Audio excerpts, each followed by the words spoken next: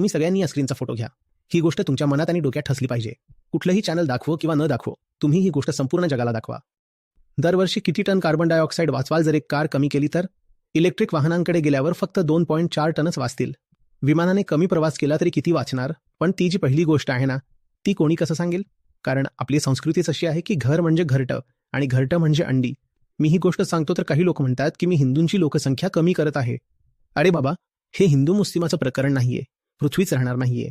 इथे माणूसच उरणार नसेल तर मग करा हिंदू मुस्लिम. आणि कोणी म्हणत नाहीये की मुलं होऊ नयेत. मलाही मुलं खूप आवडतात. पण तिथे काय लिहिलंय? One fewer child. एक मूल असेल तर दुसऱ्याची गरज नाही. ज्या दिवशी तुमची संख्या इतकी वाढेल की तुम्हाला सत्य सांगितलं जाईल आणि ते ऐकून तुम्हाला वाईट वाटणार नाही आणि तुमच्याकडे ताकदही असेल, त्या दिवशी प्रत्येक चॅनलला आणि वर्तमानपत्राला सक्तीने हे प्राईम टाईमला दाखवावंच लागेल. आज ते का नाही दाखवत? कारण सामान्य माणसाला हे दाखवलं तर तो चॅनल बदलतो. कारण त्याच्या स्वार्थावर आणि सोयीवर घाव बसतो. ज्याचं आयुष्य खोट्यावर चालतं त्याच्यासाठी सत्य म्हणजे सन्मानाची नव्हे तर धोक्याची गोष्ट असते. ज्याच्या घरी उपनिषद गीता येते त्याच्यातली पात्रता जागृत होते सत्याचा सन्मान करण्याची. सत्य काही छोटी गोष्ट नसते, फार मोठी गोष्ट आहे ती. प्रत्येक माणूस सत्याचा आदर करू शकत नाही.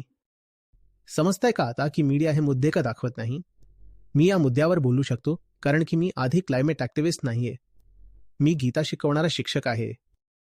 मी तुम्हाला गीता शिकवली नसती तर आज या गोष्टी तुम्ही ऐकू शकला नसता.